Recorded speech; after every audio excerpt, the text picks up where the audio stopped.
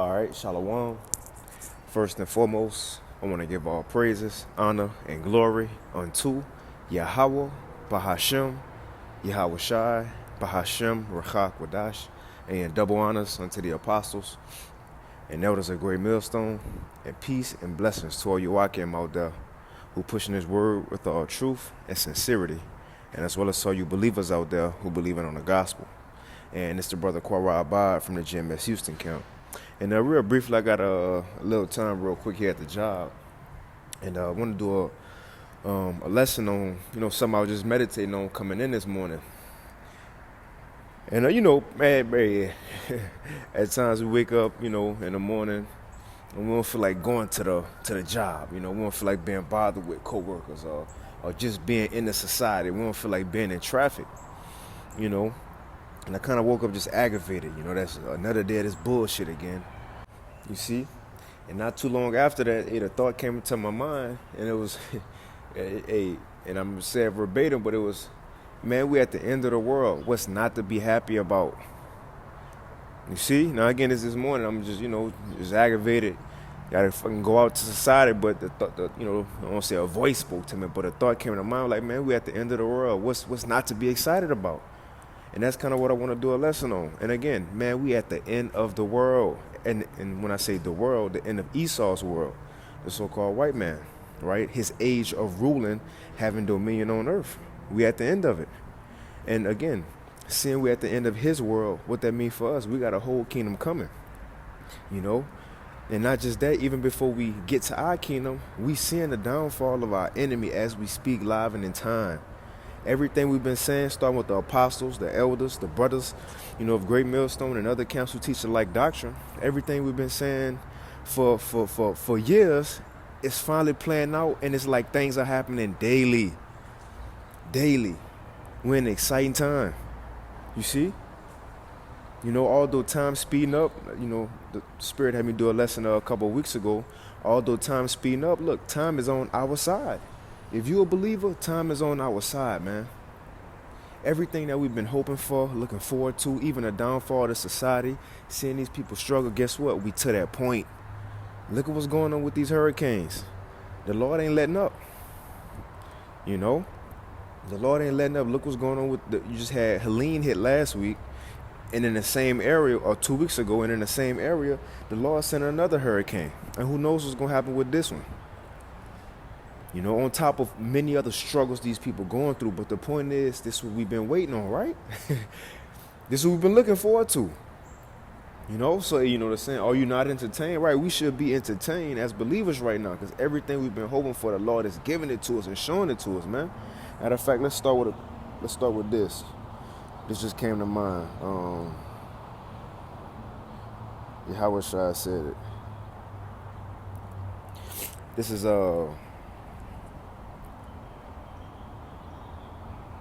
So like my phone running slow. Let's take this Wi-Fi off. This Matthew 13:16. This Yahweh Shai speaking. He says, "But blessed are your eyes, for they see, and your ears, for they hear. For verily I say unto you, that many prophets and righteous men have desired to see those things which you see, and have not seen them, and to hear those things which you hear and have not heard them." And that put a smile on my face. You got to think about our forefathers, the things that they look forward to, right? You got Jacob, right? Our forefather Jacob, whose name was changed to Israel. He was looking for the coming of Shiloh to gather the nations when he told his sons about it. You had Abraham looking for the kingdom. You had Enoch looking for the coming of the Lord, Yahweh Shai, with the angels. Guess what? We in that time. You had all our enemies looking for the not enemies. You had all our nation, especially, our righteous forefathers, they was looking for the downfall of the heathens, mainly Esau. Guess where we at? We in that time. You see? Hey, Peter talk about a fire coming and destroying the end of this world. Guess where we at? We in that time. The missiles are made and they in the silos. They ready. They ready. So you see, everything that our forefathers got dreams about, had visions about, You know, all the things that Ezra seen when he said, "What was me? Who gonna deliver me in those times?" Or and also Second Ezra 13 when Ezra said, "Man, I thought it was gonna be bad, you know, for people who was gonna be alive in those times." But he said, "I realized it's gonna be worse for those people who gonna die because you gonna miss all of the great things that the Lord gonna do in the end of the world." So even Ezra said it's better to be alive in these times than to die and not witness the miraculous things the Lord about to do, man. Think about that. So the point is, we here and we seeing it, we witnessing it. Live and direct, man. Day in and day out, we witnessing it. You see? And it's a blessing, right? But let's continue. Let's read that again. This is Matthew 13 and 16 and verse 17. It says, "But blessed are your eyes, for they see." We seeing what's going on. And you know what? We ain't being distracted by or we ain't being swayed by the distractions that's going on. We see everything that's happening for what it is through the lens of what? Through the lens of prophecy, man. So we ain't falling for the distractions, the smoke and mirrors. No, we see it. It says, "And for your ears, for they hear. For verily I say unto you that many prophets," see, the men who wrote down the visions that we break it down today, they wanted to see what they wrote down.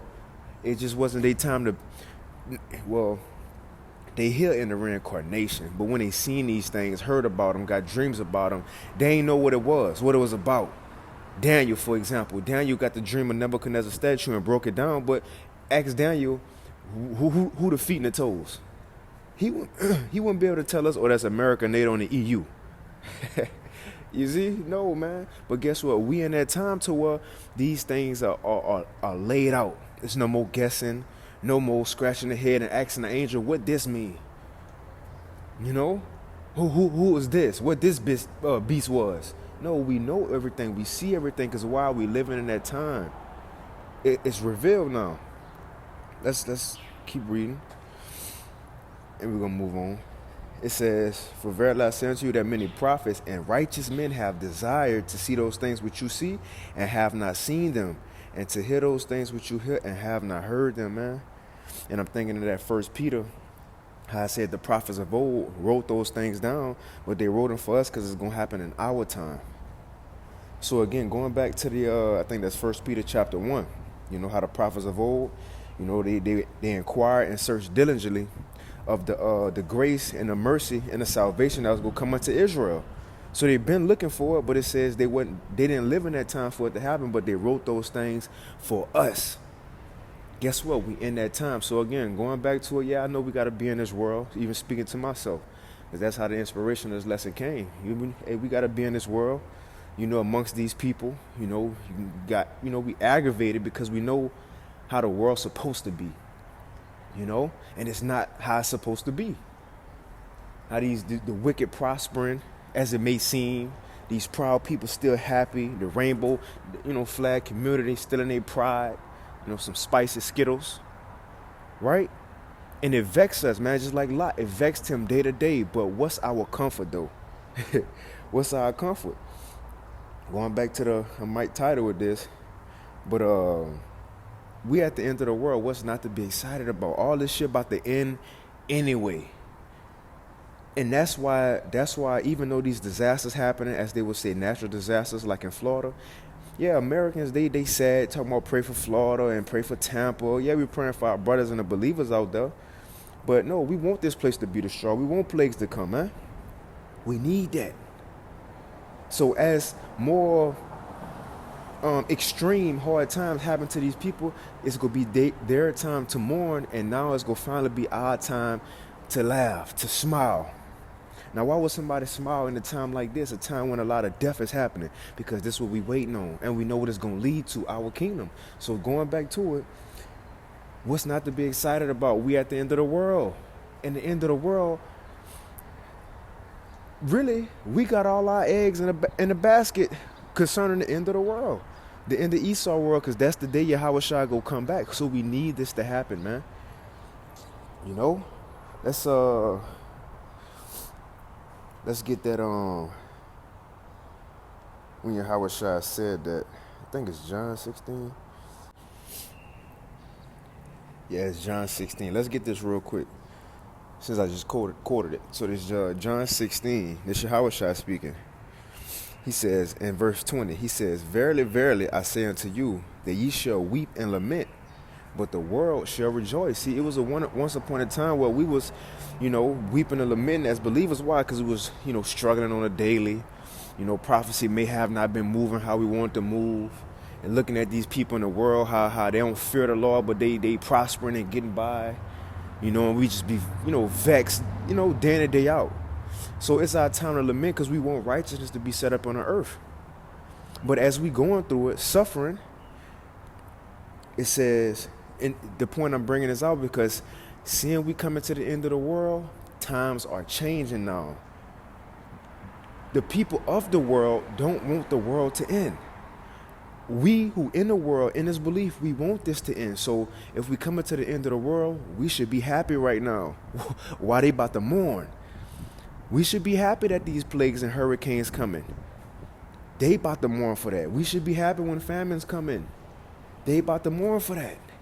Because again, why would we be happy? Because the Lord said if we serve him and Yahushua, we going to be good during these events. And look, I'm going to hold the Lord to that because I know he ain't lying. So on our part, like Apostle Peter said, give diligence then to make our calling and election show, man. We have the confidence going into these events because the Lord said, if you do this, I got you. So I'm trusting in that I got you. I'm trusting in that I got you then. You see? Let's read this again. So as we come into the end of the world, it's time for us to start smiling and being happy, man. You see? These people about to go through it. Just like it said in Sirach, I think it's 40. It says strife, death, bloodshed, and calamity. It says all these things was created for the wicked, and for their sakes came the flood. All these things are coming for the wicked, man. But let's get this. This is John 16 again in verse 20. "Verily, verily, I say unto you, that ye shall weep and lament, but the world shall rejoice." And that's where it's been. The world been rejoicing, but here's the kicker. "And ye shall be sorrowful, but your sorrow shall be turned into joy. As when a woman, when she is in travail, have sorrow, because the hour is come, but as soon as she is delivered of the child, she'll remember no more the anguish for the joy that a man is born into the world. And ye now therefore have sorrow, but I will see you again, and your heart shall rejoice, and your joy no man taketh away." So we coming to the end of the world. We about to see our Lord, man. And the Lord said, "I'm giving you an expected end." Our expectation should be we gonna make it through the 6 troubles and the 7th and meet the Lord in the air. But in the process of this, we looking at this kingdom fall. We about to see more people suffer. The same people have been scoffing at us. Same people have been talking shit. These Christians, Vocab Malone, shit. Even people, within Israel who been coming against the truth. Who, blatantly being false prophets, changing the doctrine, doing this thing for money. Yes. We about to see all that, man. All these people, go through it. But this is what we've been wanting. This is what we've been looking forward to. The end of the world. So be happy. The scripture says, this day, this is the day that the Lord have made. I will rejoice and be glad in it. Right. This is another day closer to the kingdom. This one more day closer to Yahushua coming back, man. One more tally we can put on the wall, like a jail sentence. You could tally on the wall because you closer to that release date. So this is another day the Lord have made, man. And who knows what today gonna bring. Because it's supposed to be that we're going to see what this hurricane go do. And so like I'm talking fast, I'm a little excited, I'm a little excited. Who knows what this hurricane going to do when it hit later on today or like, early Thursday morning, like 5, 6 a.m. when it hit Florida. Then what's going to happen that day? This day ain't even finished yet. It's still a morning. It's still Wednesday morning that I'm doing this lesson at 8:44 a.m. You see? Who knows what's going to happen in the next hour? So this is the day that the Most High have made. We're going to rejoice and be glad in it. We're going to rejoice because it may be another prophetic event that happened throughout this day. But that's the point of being excited about prophecy. Watching and looking, man. What else I'm going to get? Yeah, let's get this. Live to see the fall. The Sirach 25:7. Just going to be excited, man. It's the end of the world. Why? Because it's time for us to win. It never said, it said Esau is the end of the world. Jacob is the beginning of it that follow. Our world ain't ended. It's about to start. So why would we be excited about it? Second Ezra 4 says, if this world don't be destroyed and the plagues don't hit and turn the society upside down, then we can never get to the kingdom. So why wouldn't we want all this shit to go away? Again, we at the end of the world. What's not to be happy about? You feel me? This is Sirach. We can end it on this. This is Sirach chapter 25 and verse 7. It says, there be 9 things which I have judged in my heart to be happy. So what we about to read should make a man happy. Going into the point, we at the end of the world, what's not to be happy about? Let's read one of the things that should make us happy. Sirach 25 and 7. There be 9 things which I have judged in my heart to be happy, and the 10th I will utter with my tongue.